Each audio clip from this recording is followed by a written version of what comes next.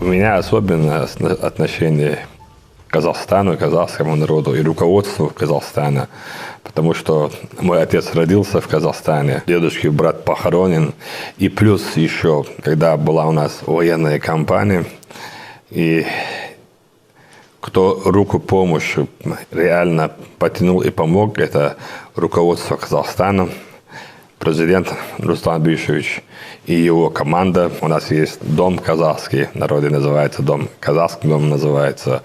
Так скажем, свое уважение мы как бы хотели показать, назвав школу имени президента Казахстана, улицу. И мы всю жизнь будем благодарны и президенту, и народу Казахстана. Сегодня Грозный, восстановленный из руин после 2 чеченских кампаний 90-х, помнит не только доброту казахов, тех далеких 40-х. Казахстан не остался в стороне и в период трагических событий конца прошлого столетия, когда братскому чеченскому народу нужна была помощь, чтобы вернуться к мирной и благополучной жизни. Это улица в честь имени казахстанского президента Нурсултана Назарбаева. Назарбаев – это президент Казахстана, очень хороший, грамотный политик.